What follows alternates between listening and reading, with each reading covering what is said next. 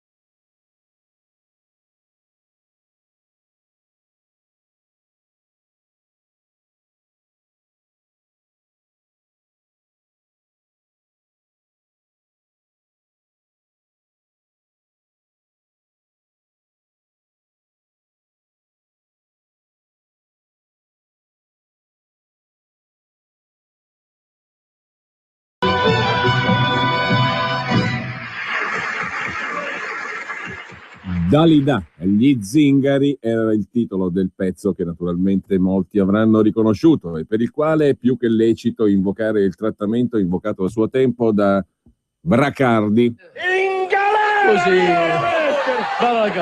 galera! In galera! In galera! In galera anche il presidente e l'amministratore delegato di YouTube che mantengono questa vergognosa canzone, Gli Zingari, nel loro palinsesto. A proposito di Facebook, di social network e compagnia bella, poi vediamo anche cosa scrive il Corriere della Sera circa la sospensione della pagina Facebook di Salvini per 24 ore, il suo profilo sospeso le comunicazioni proseguite su un'altra pagina, una seconda pagina. Ma su Facebook, e lo racconta oggi il Giornale, a poche ore dalla sparatoria di ieri in tribunale sono comparse delle pagine che giustificano la strage. Lo Stato è strozzino. Su Facebook il killer per qualcuno è diventato un eroe. L'aberrazione, scrive il Giornale, dei social network. La perversa logica dei social che in poche ore ha fatto di Claudio Giardiello un eroe, un martire, un esempio di come gli italiani percepiscono la giustizia, la burocrazia, lo Stato come dei nemici e sfogano questi cattivi umori in quello che il Giornale chiama l'inferno della rete, nella quale tutto sembra consentito. Non proprio tutto, diciamo così. Dopo poche ore dagli spari del tribunale, su Facebook comparivano pagine inneggianti a Giardiello o dal contenuto quantomeno ambiguo. Una di queste si intitola Claudio Giardiello vittima dello Stato. Alle 17:30 di ieri contava 26 mi piace. Il creatore della pagina ammette che sì, il gesto di Giardiello risulta eccessivo, ma cerchiamo di usare buon senso e speriamo che le cose migliorino. Questa tragedia era inevitabile, solo questione di tempo. Un'altra comunità social, su Facebook, Io sono Claudio Giardiello, che riprende lo schema usato con ben altre motivazioni e per ben altra sostanza per Charlie Hebdo e definisce l'assassino un povero Cristo messo in croce da uno Stato che pensa solo a tagliuzzarti con tasse e strozzini legalizzati chiamati Equitalia. Si prende il beneficio del dubbio invece un'altra pagina citata dal Giornale, Claudio Giardiello, criminale o eroe, che ha 31 fan. Non voglio giustificare il suo gesto, dice il curatore della pagina, ma riflettiamo su quanti Claudio Giardiello ci sono in Italia per colpa di uno Stato strozzino con situazioni simili pronti a esplodere. Questo è soltanto un assaggio, diciamo così, di quello che ovviamente si trova su Facebook. Qua è il dibattito antico come il mondo, libertà, non libertà.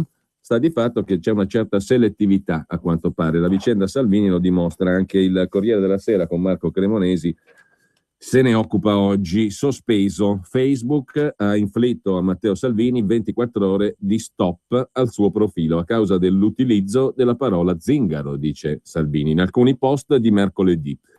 Ma quella, dice Salvini, è la parola che usava mia nonna. Negli interventi contestati Salvini riprendeva le sue sortite sulla necessità di radere al suolo i campi nomadi e in serata il social network, cioè Facebook, ha fatto sapere che uno dei contenuti è stato rimosso correttamente perché in violazione delle nostre policy riguardanti l'incitamento all'odio.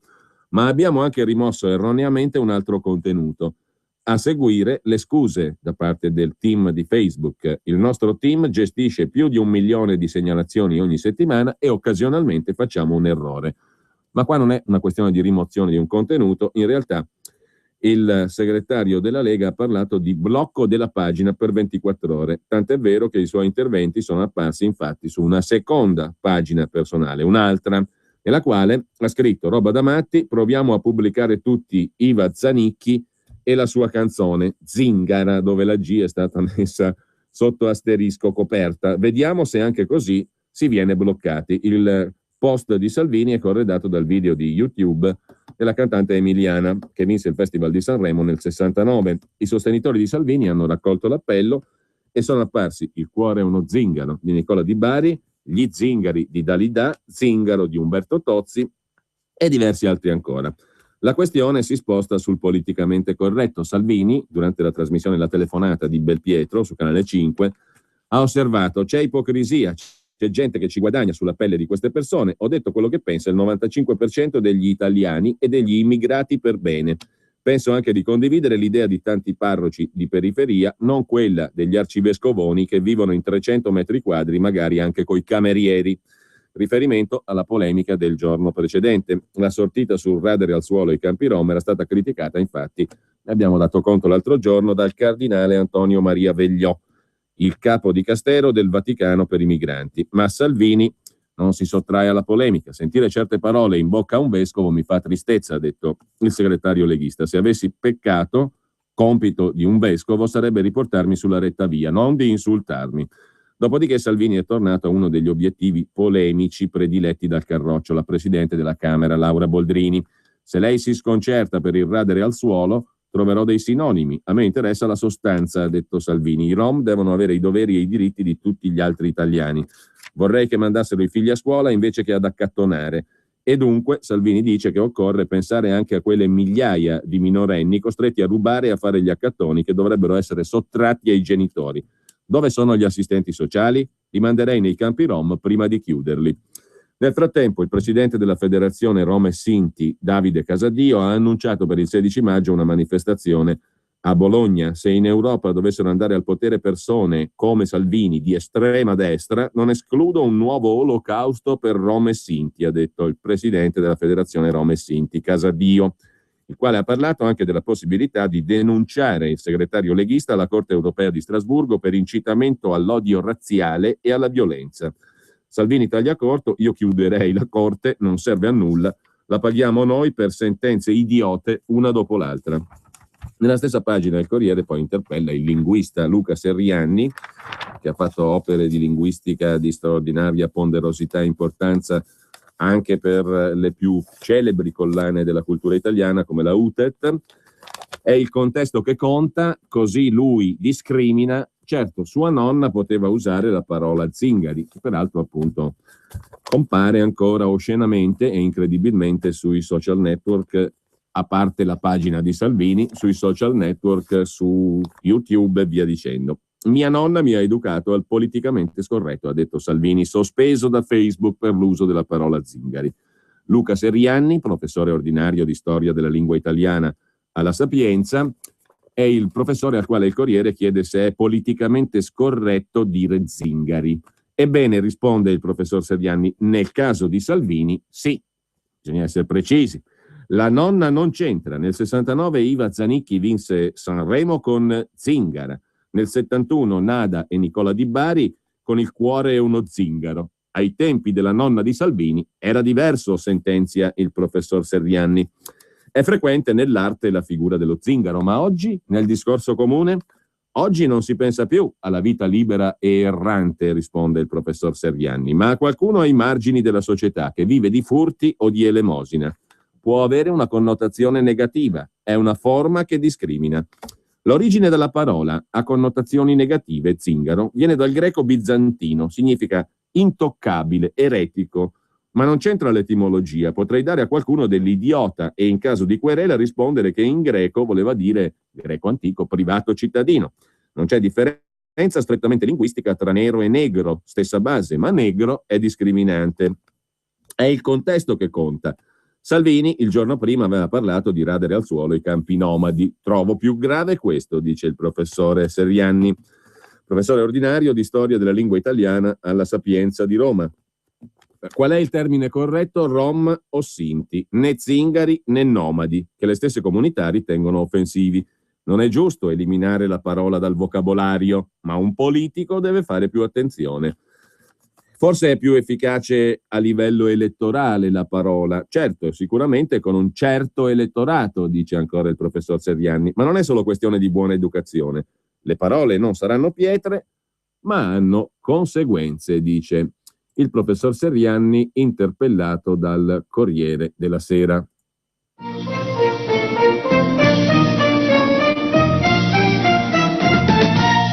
Prendi questa mano.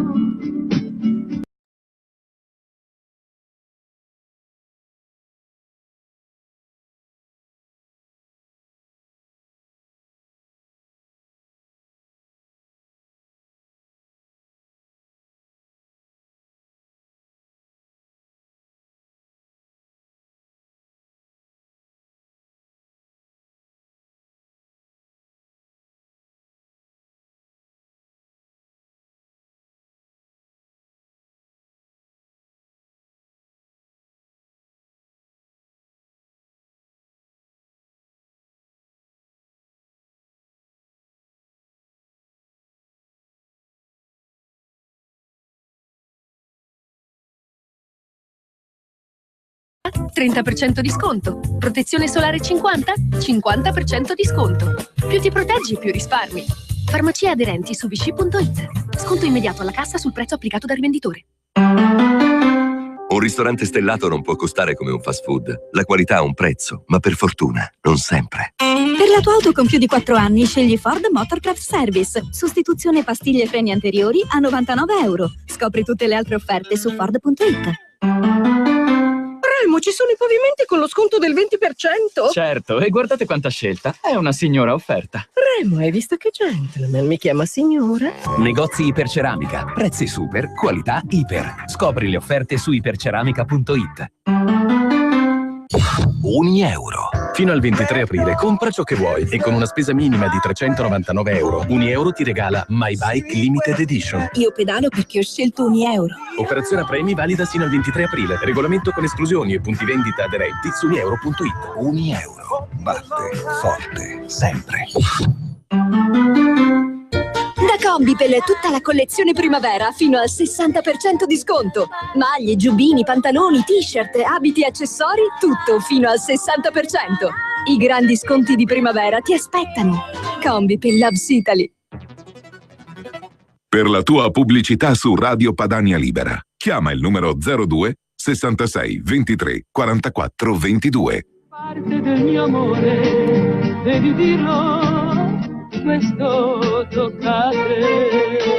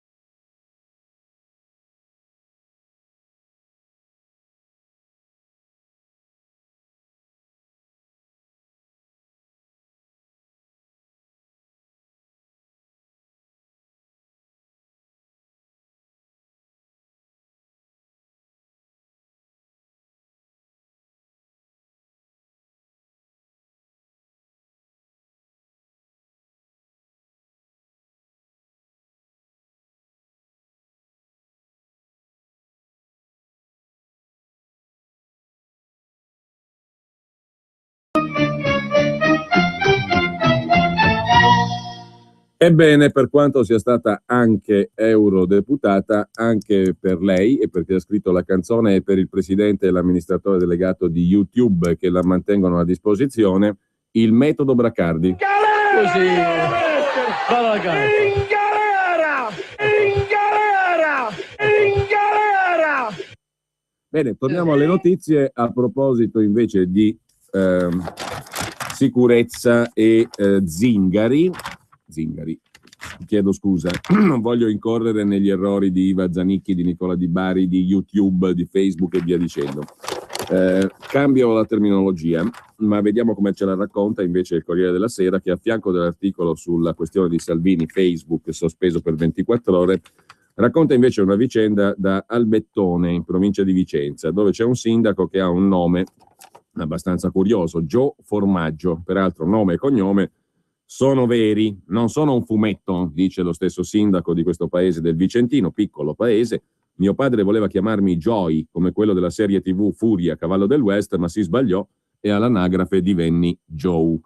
Il sindaco di Albettone, Vicenza, giganteggia nella piazza del municipio. Giganteggia anche nell'immaginario collettivo dei 2000 abitanti di Albettone, in provincia di Vicenza. Il prototipo di un nord-est che ancora funziona, ma che agli onori della cronaca è balzato grazie al sindaco Joe Formaggio, 37 anni, laurea in ingegneria, sindaco pistolero, lo descrive il Corriere della Sera, con uno che dorme con un fucile a pallettoni, una beretta calibro 9 e i proiettili un po' dappertutto, anche sul sedile anteriore dell'auto, scrive il Corriere. Qui la legge sono io, dice il sindaco, ma le nubi si addensano sulla sua testa. Oggi dovrà spiegare al prefetto, da cui è stato convocato, cosa intende fare con un'ordinanza comunale che vieta ai nomadi il campeggio e la sosta in paese, con camper, roulotte, furgoni e autoveicoli in genere. Attenzione, il Corriere usa la parola nomadi, nella stessa pagina il professor Serianni dice che non va bene né nomadi né zingari, bisogna dire rom o sinti, né zingari né nomadi, che le stesse comunità ritengono offensivi, dice il professor Seriani nella stessa pagina in cui invece il giornalista, e per lui vale naturalmente, In galera! Così. In galera! In galera! In galera! Francesco Alberti è il giornalista per il quale auspichiamo tutti il trattamento Bracardi, naturalmente noi compresi evidentemente, perché pure noi siamo sottoponibilissimi al trattamento Bracardi. Ebbene, usa Nomadi, il giornalista del Corriere, dando conto della vicenda di Albettone. L'ordinanza comunale, insomma, vieta a rom e sinti, per dirla con e camminanti, RSC, come era citato nella delibera della Giunta regionale toscana, che dava la casa colonica del Cinquecento, l'abbiamo raccontato ieri, a una comunità appunto di rom, sinti e camminanti, in sigla RSC. Una casa del Cinquecento, 680.000 euro di restauro, e di fianco c'era il capo di un'altra comunità, Sinti, il quale è la tessera numero 1, fondatore del PD a Prato, e colui che recluta rom e sinti e camminanti per andare a votare alle primarie del PD, come raccontava ieri il giornale. In ogni caso, l'ordinanza invece di Albettone, del sindaco di Albettone, in provincia di Vicenza, vieta ai nomadi, così li chiama impropriamente il Corriere della Sera, il campeggio e la sosta in paese con camper, roulotte, furgoni e autoveicoli, pena 500 euro di multa e il sequestro del mezzo. Ieri sera, 2 gazzelle dei carabinieri si sono materializzate alle porte del paese di Albettone per rimuovere i cartelli con la scritta nomadi e il segno inequivocabile del divieto. Ma nelle bacheche di Albettone resistono ancora i volantini messi 2 anni fa per aiutare la popolazione a far cosa? A decodificare, a capire i segni lasciati dai nomadi sui muri delle case da ripulire. La X per indicare che si tratta di obiettivo alla portata, il triangolo per dire che l'appartamento è abitato da una donna sola e la D per consigliare la domenica come giorno dell'assalto. Tutti armati da noi, dice il sindaco. 2 famiglie su 3 hanno da difendersi. La vede quella villetta? Hanno subito 10 furti e hanno almeno 14 fucili. Anch'io ho i miei 3 fratelli nel nostro ristorante e siamo ben messi, dice il sindaco di Albettone, il quale non è che così è un bizzarro, fin dal nome e cognome, che non importa nulla, perché ha le armi, perché gli piacciono le armi, e perché c'è gente che vuole difendersi. Per tutti lui è il comandante. Apprezzano il suo senso protettivo e il suo modo di andare dritto al nocciolo della questione. Voglio un comune denomadizzato, dice il sindaco di Albettone, Vicenza. Che c'è di male? Se si presenta una carovana rom, la aspetto col fucile in mano. Nel suo ufficio sono appese 2 magliette nere. Io sto con Stacchio, il benzinaio di Nanto che ha sparato a un bandito, e un'altra con la scritta io sto con le forze dell'ordine. Le critiche gli scivolano addosso al sindaco di Albettone. Il mio non è razzismo, dice l'ingegner Formaggio, è una richiesta di più Stato. Se le istituzioni non sono in grado di difenderci, lo dobbiamo fare da soli. Preferisco vicini di casa che sparano piuttosto che gente che finge di non vedere. Al primo mandato fu eletto col centro-destra, 53%. Al secondo prese il 100% perché era l'unico candidato. In consiglio comunale non esiste opposizione. Le sedute durano 4-5 minuti. Ma la storia dei nomadi e dei fucili gli sta regalando audience, scrive il Corriere. Mi sono avvicinato a Salvini e a Zaia, dice il sindaco di Albettone. Sto valutando se candidarmi alle regionali, ma ho richieste anche da altri, dice ancora il sindaco di Albettone. L'ufficio antidiscriminazioni razziali della Presidenza del Consiglio, l'UNAR, ha aperto un'istruttoria su Albettone. La procura sta valutando l'apertura di un fascicolo. Il sindaco sogna la sua personalissima rivoluzione, scrive il Corriere della Sera parlando di Albettone, Vicenza e del suo sindaco Joe Formaggio.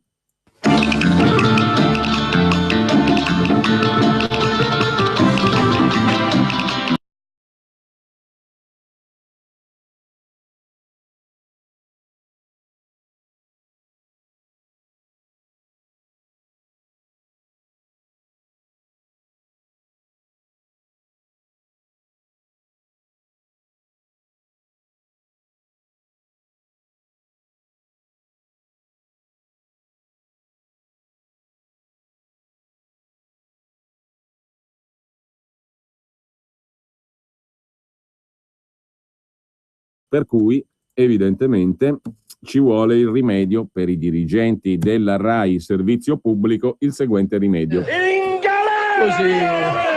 Va la gara. In galera! In galera! In galera! Esattamente come auspicava il buon Bracardi, l'indimenticabile Bracardi. A proposito di furti in casa, però, seriamente parlando, anche sull'Espresso il tema, sull'Espresso, il settimanale stamani in edicola, il tema è affrontato alla luce di numeri spaventosi. Il titolo dell'articolo, l'autore è Giovanni Tizian, è semplicemente impuniti. I numeri sono spaventosi perché, anzi, il numero è spaventoso perché lo scorso anno 251.000 abitazioni sono state depredate. Dividendo per 365, quanto fa? Regia, facciamo un calcolo veloce, poi me lo comunichi, Giulio, dall'altra parte. 251.000 diviso 365. Ma in cella per questo reato ci sono solo 3.600 persone, perché le indagini non si fanno quasi mai e il senso di insicurezza dei cittadini continua a crescere. A proposito della vicenda di Albettone, di cui parlavamo prima, e del suo sindaco, ogni 100 colpi per uno soltanto si trova l'autore, gli altri 99 sono opera dei soliti ignoti. Ogni casa un furto. C'è un paese dal quale parte l'articolo di Giovanni Tizian sull'Espresso di stamani. Ogni casa un furto. Siamo a Lesignana, una piccola frazione alle porte di Modena. In questo paese si sentono tutti prigionieri di un incubo, come se quell'angolo di pianura padana fosse il Far West. Rubano in ogni abitazione, in ogni negozio, ma la stessa esasperazione riguarda la maggioranza degli italiani, nel centro di Roma, di Bologna o di Milano, come nel più remoto dei paesini. Le mura domestiche non sono più sinonimo di sicurezza, anzi, le razzie negli appartamenti e nelle ville stanno diventando la regola. Quello che rende ancor più inaccettabile la situazione è la sfiducia nelle istituzioni. C'è la consapevolezza che la denuncia fa solo perdere tempo per riempire moduli. Nessuno si impegnerà a catturare i ladri, non ci saranno provvedimenti per sconfiggere l'assalto. E non è un sentimento irrazionale, scrive l'Espresso, non è una proiezione di paure. Oggi il 99% dei furti in casa restano impuniti. È un dato shock che l'Espresso ricava dal confronto fra i detenuti per questo tipo di reato e il totale di razzie domestiche messe a segno nel 2014. In carcere sono finite 3.600 persone, mentre i colpi sono stati 251.558. Due numeri che fotografano l'angoscia dei cittadini e che trovano riscontro nell'ultima statistica elaborata dall'Istat sulla base di informazioni del Ministero dell'Interno. Nel 2013 solo il 2,9% dei responsabili dei furti in abitazione commessi nel corso dell'anno è stato individuato, anche se una fetta consistente di loro se l'è cavata semplicemente con una denuncia a piede libero. Una pacchia, insomma, per i delinquenti. Tra l'altro, la violazione di domicilio è anche uno dei reati che sono stati depenalizzati o depenalizzabili sostanzialmente a discrezione del giudice. Scassinare porte e finestre permette ai delinquenti di fare rapidamente incetta di gioielli, orologi, computer, telefonini e contanti, un bottino facile e senza rischi, mentre per chi viene derubato c'è una ferita profonda. Li chiamano topi d'appartamento, li paragonano ad Arsenio Lupin, ma la realtà è sempre più traumatica.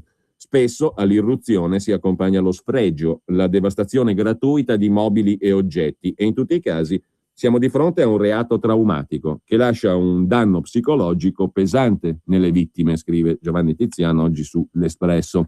Anche quando la perdita economica è limitata, si ferisce il senso più profondo della sicurezza. Colpire l'abitazione assume un valore simbolico e culturale molto forte. Violare il luogo dell'intimità domestica può avere un forte impatto sul vissuto delle persone e generare traumi profondi, dice all'Espresso Marco Dugato, ricercatore di Transcrime, tra gli autori dello studio su questo fenomeno, realizzato in collaborazione col Viminale e che verrà presentato a fine aprile. Svaligiare le case è il crimine che sta dilagando. Anche a Pasqua decine di colpi. A Pisa hanno derubato i genitori di un consigliere comunale del PD. A Legnano sono penetrati nella canonica durante la veglia notturna, portando via telefonino e computer del parroco. Non si può definirla un'emergenza perché da 10 anni l'assalto cresce senza sosta. Dal 2003 Le denunce sono raddoppiate e il picco più alto è stato appunto l'anno scorso, con 251.558 assalti. A parte i danneggiamenti che spesso sono funzionali all'irruzione negli appartamenti, si tratta del reato più numeroso in assoluto in Italia. Ogni giorno sono 689 incursioni. In pratica 29 incursioni in casa ogni ora. Ogni 2 minuti in Italia un ladro penetra in un'abitazione.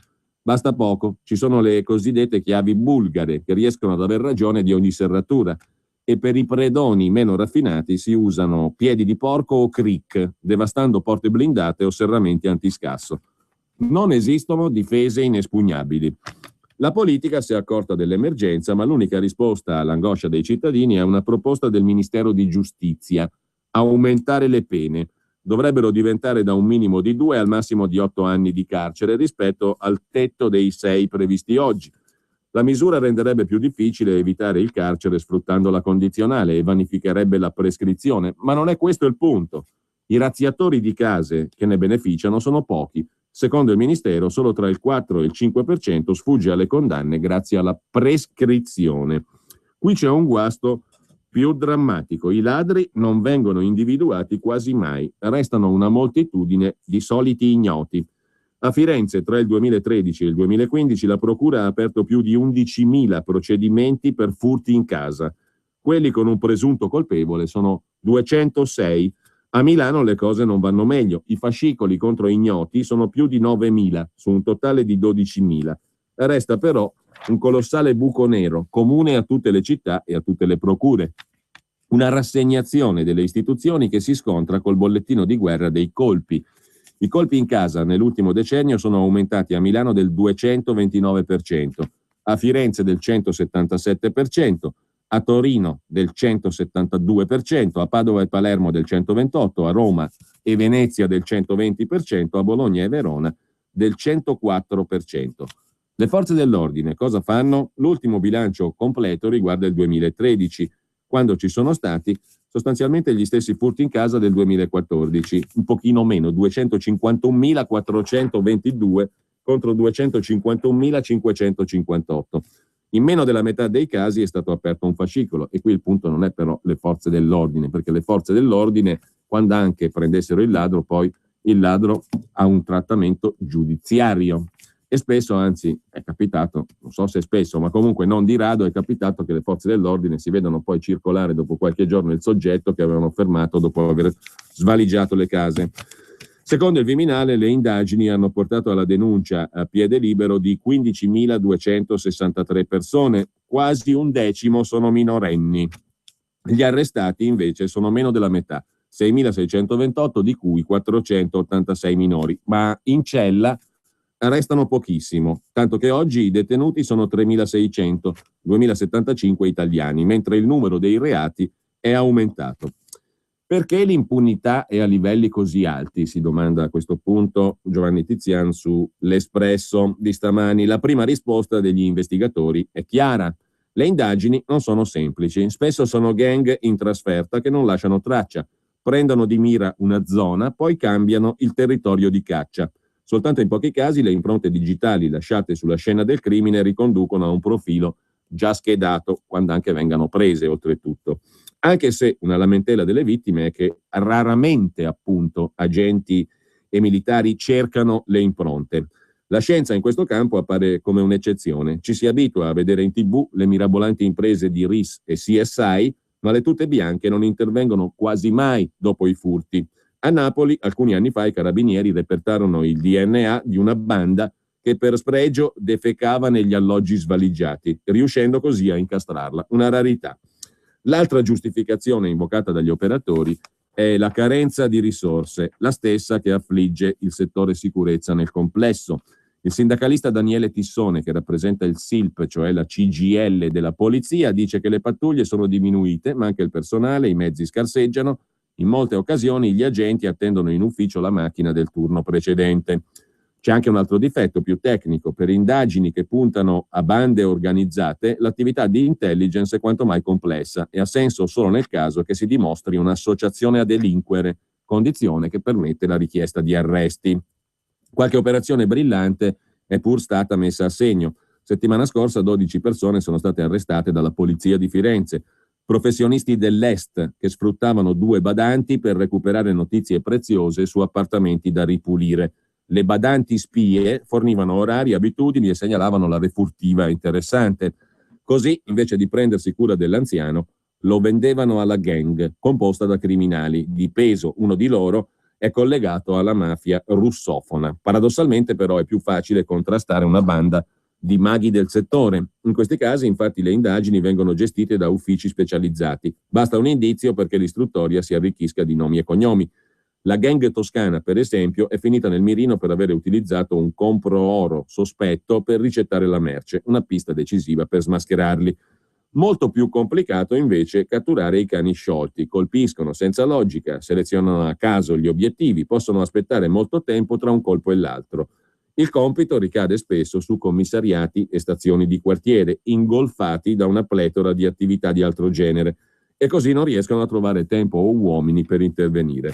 Tutte motivazioni fondate, scrive ancora Tizian sull'Espresso, ma non bastano a soddisfare le vittime, i cittadini, alle prese da un decennio con l'inarrestabile escalation dei ladri, tanto che in tutta Italia i residenti dei quartieri più bersagliati scelgono la difesa fai da te, presidiano il territorio, si uniscono in comitati, sfruttano le tecnologie per controllare i quartieri, si ingegnano perché spesso non percepiscono l'impegno delle forze dell'ordine su questo fronte.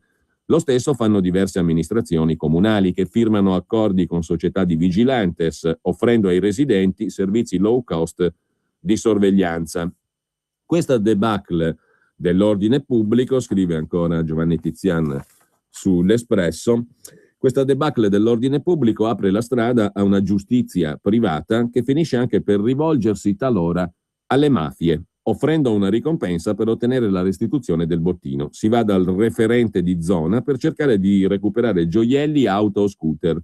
Per ritrovare la collezione di orologi trafugata nella sua villa, Gigi D'Alessio ha chiesto perfino l'intervento dei servizi segreti, mentre le intercettazioni di Mafia Capitale hanno documentato l'intervento degli uomini di Massimo Carminati per risolvere la questione. L'assalto alle case è un fenomeno trasversale. Ci sono i 2 anziani della provincia emiliana che hanno perso tutto nell'ora in cui si erano allontanati per andare alla Via Crucis del paese.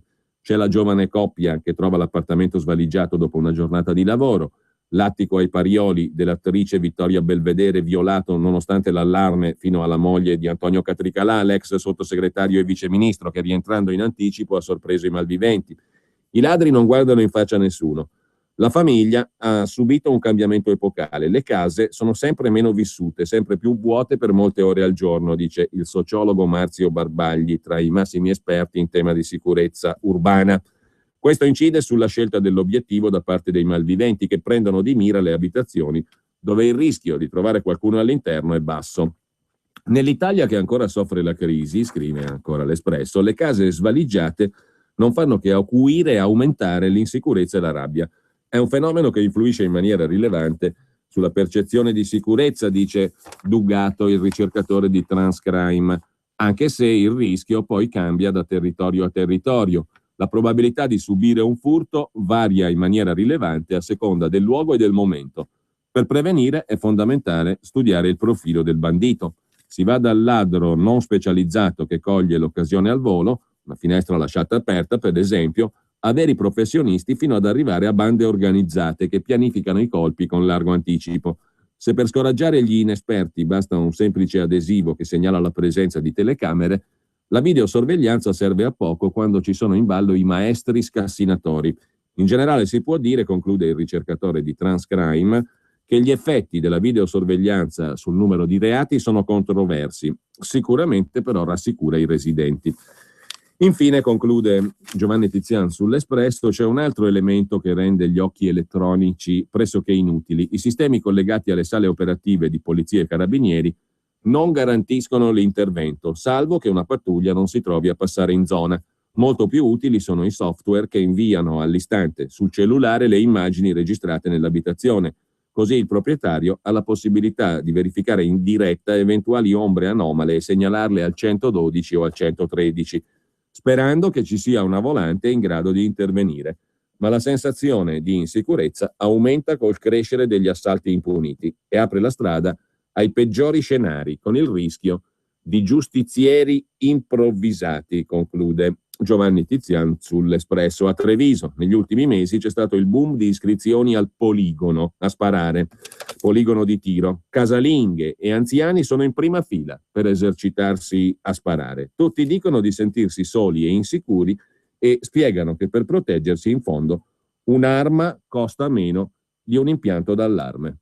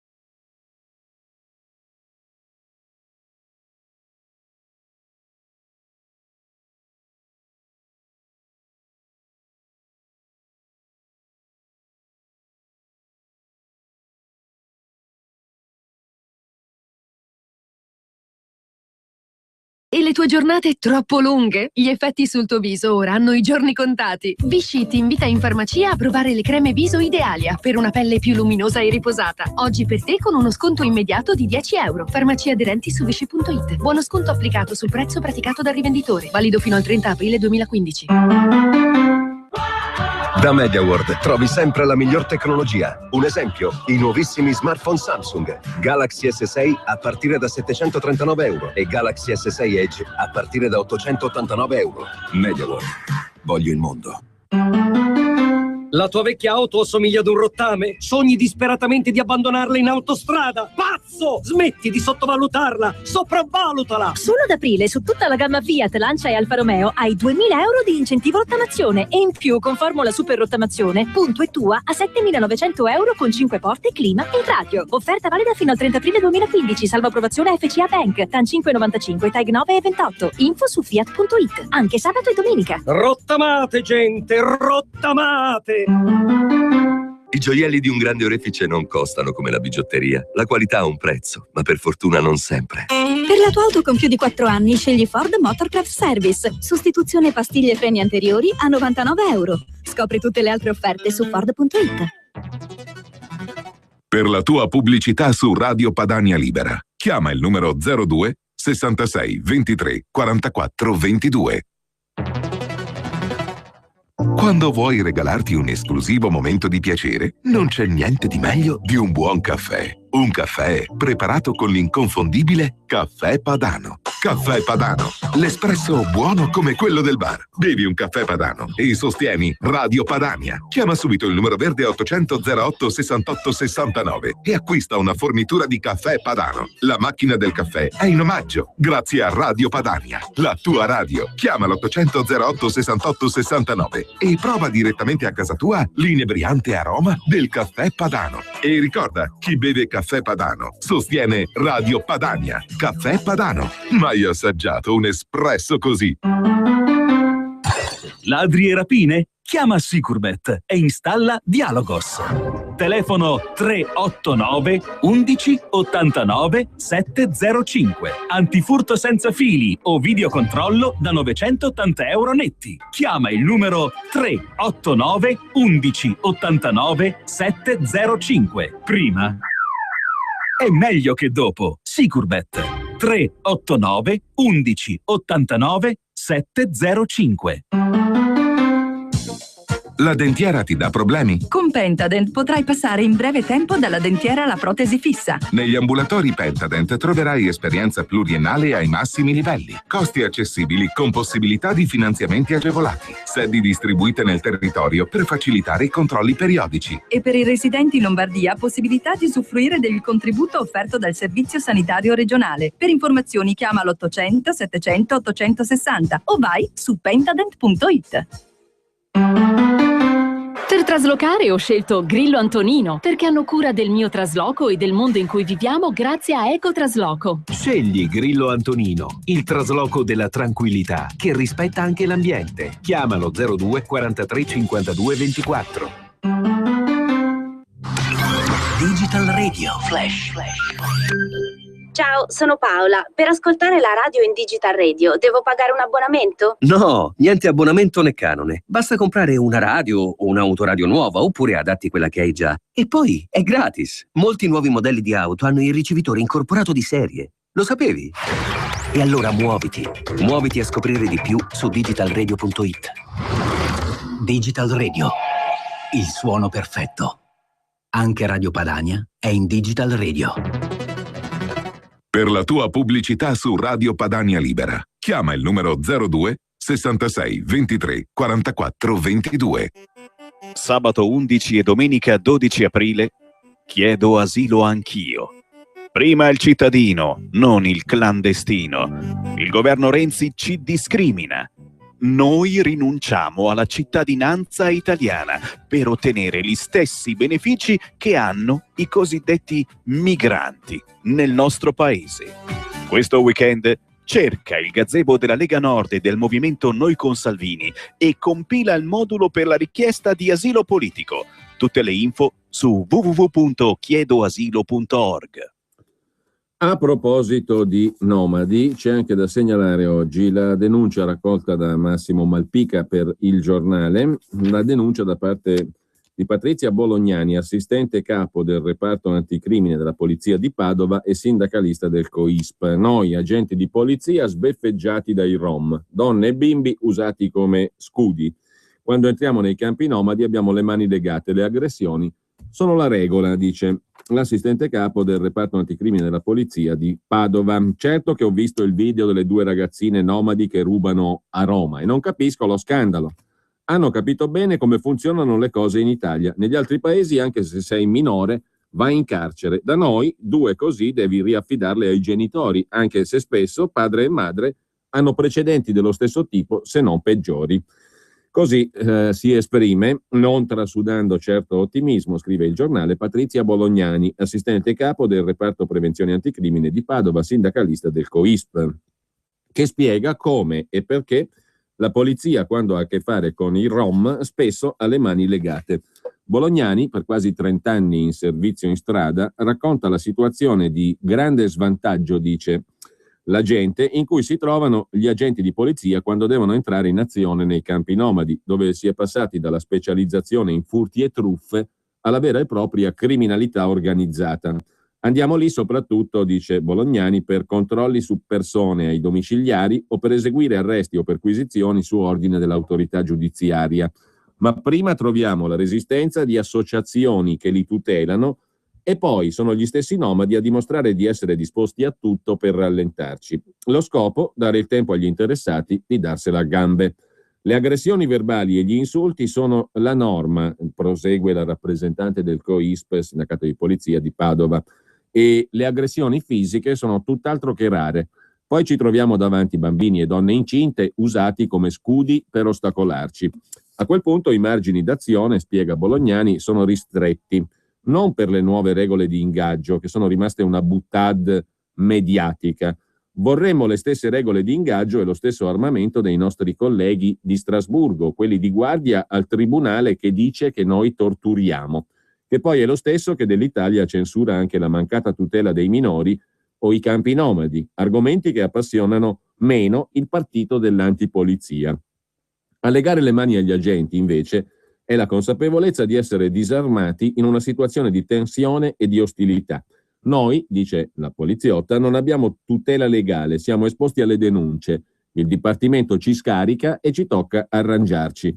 Da anni chiediamo almeno un'assicurazione, ma le compagnie, a differenza di medici e magistrati, ci ritengono non assicurabili.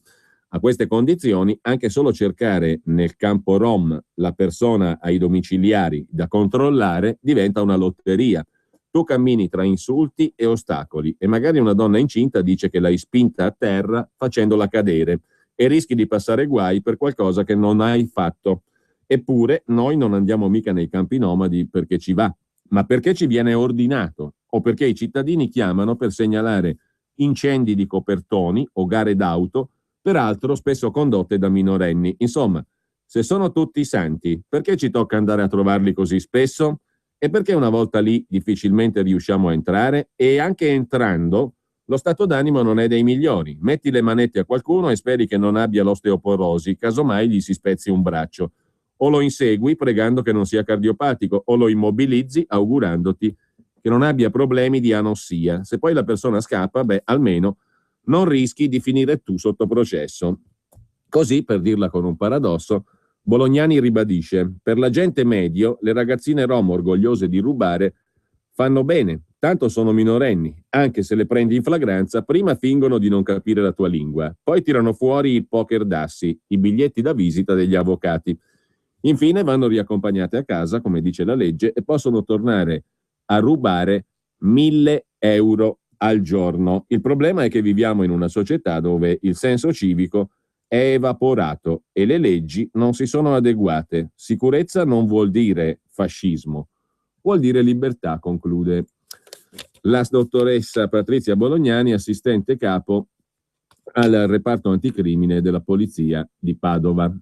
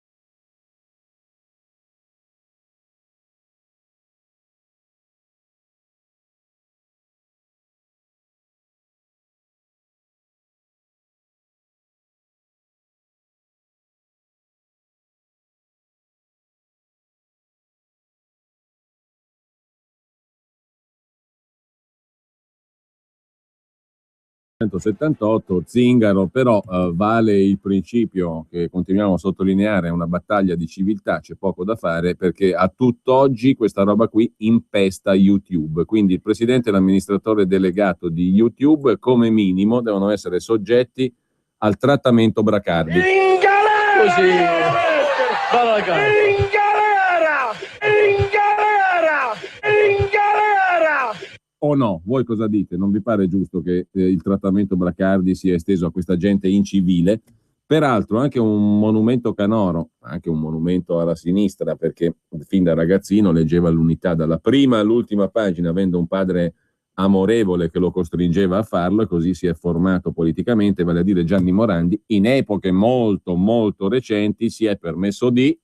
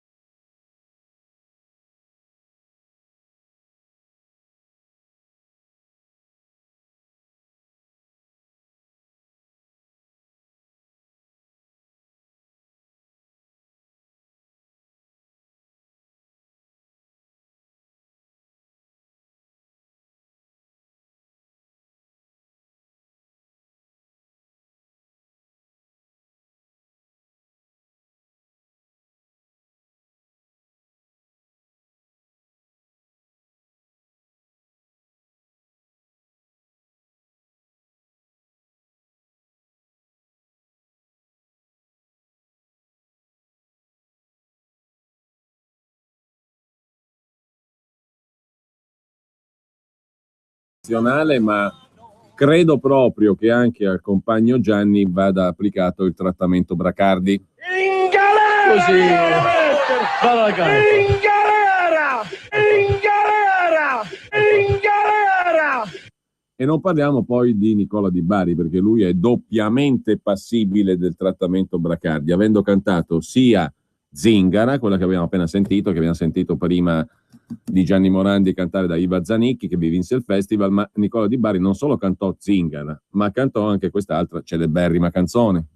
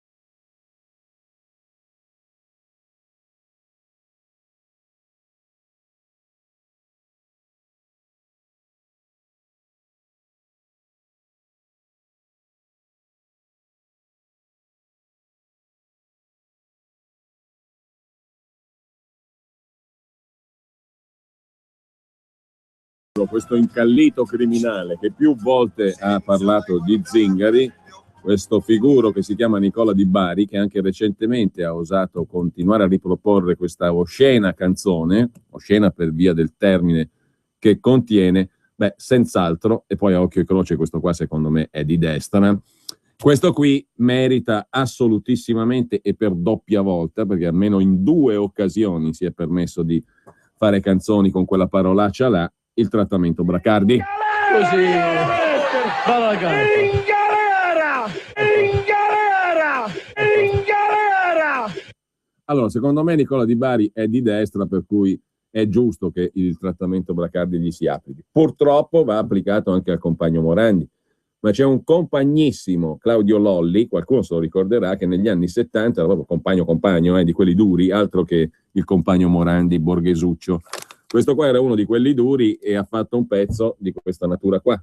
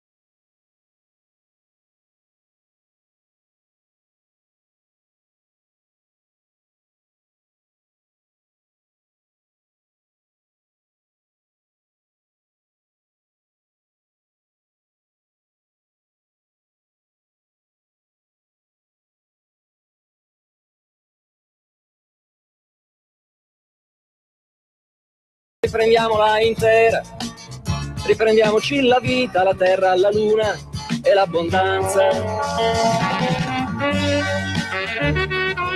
Suspense, perché poi ci arriviamo. Questo era un tuffo veramente negli anni 70 e qualcuno si sarà ricordato anche dell'autore di questo fantastico brano che poi ascoltiamo in chiusura di trasmissione. Intanto però adesso apriamo una finestra in tutto ciò di cui abbiamo parlato stamani, una finestra di carattere teatrale. Lo faccio sempre volentieri con il mio amico Marino Zerbin, meglio essere chiari con gli ascoltatori, Questa è una cosa che si fa per amicizia e per dare un consiglio utile magari a chi ci sta ascoltando e che gravita su Milano, visto che stiamo parlando ne parleremo tra poco, di uno spettacolo che è in scena al Teatro San Babila, anzi mi pare che debutti questa sera. Intanto Marino, ciao, sì. Buona mattinata.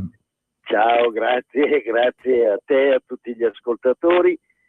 Ecco, di cosa stiamo parlando? È il debutto, il titolo 12 uomini arrabbiati, con il sottotitolo La parola ai giurati. Ecco, qualcuno ricorderà certamente il film del 57 di Sidney Lumet, La parola ai giurati, con Henry Fonda. Con Henry Fonda, no? Sì.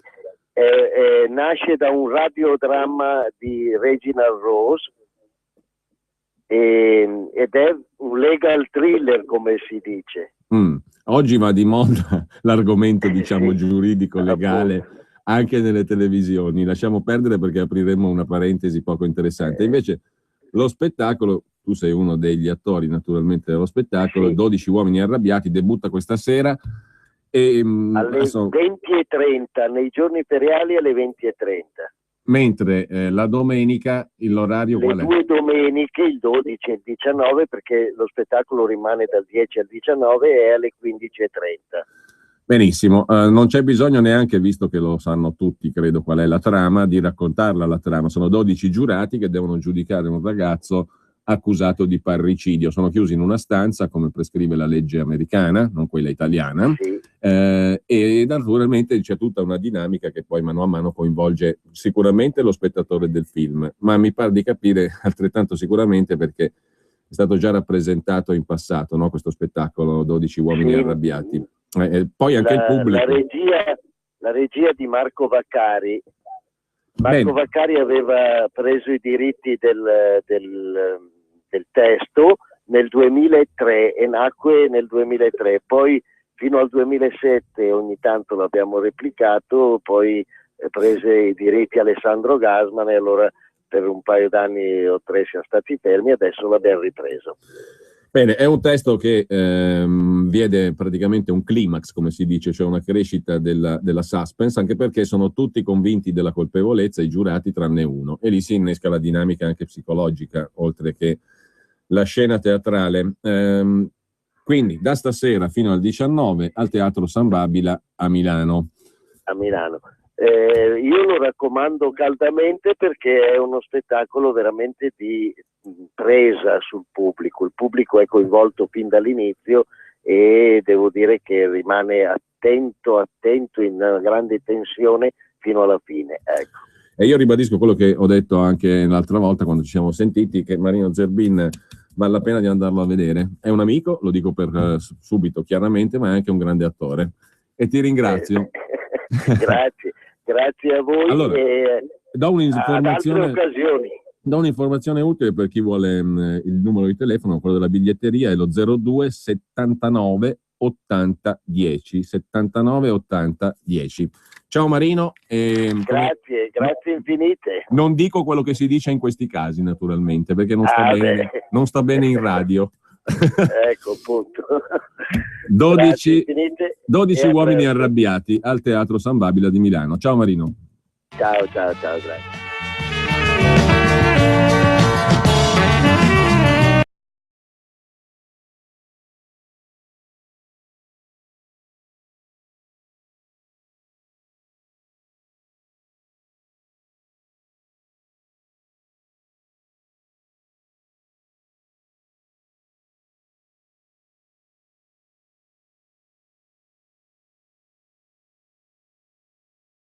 Abbiamo, se qualcuno si ricorda il titolo di quel pezzo qua. E non parliamo mai in due la stessa lingua.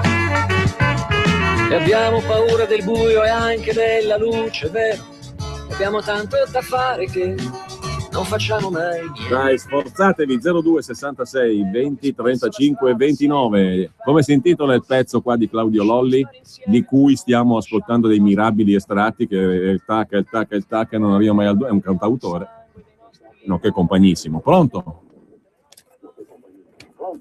Pronto? Sì, com'è che si chiama sto intitolo? Ho visto degli zingari felici. Grandioso, hai indovinato al volo. Ho visto anche degli zingari felici. Sì, era un prezzo che mi piaceva molto. Claudio Lolli non è che Lolli non mi piaceva molto perché era meglio deprimente, ma questo è stato veramente un pezzo straordinario assieme a quello della borghesia. Esatto, era un cantautore. Era un periodo in cui bene o male qualcuno diceva qualcosa e c'erano ancora delle idee, adesso ormai era un cantautore. Se non ci fosse la Lega qui saremmo proprio messi veramente molto ma molto male. Grazie Salvini. Compagno, ti saluto, ti ringrazio, purtroppamente però a Claudio Lolli dobbiamo dargli il trattamento Bracardi per correttezza rispetto a tutti i personaggi loschi, ai figuri che meritano questa fine. In galera! Così. In galera! In galera!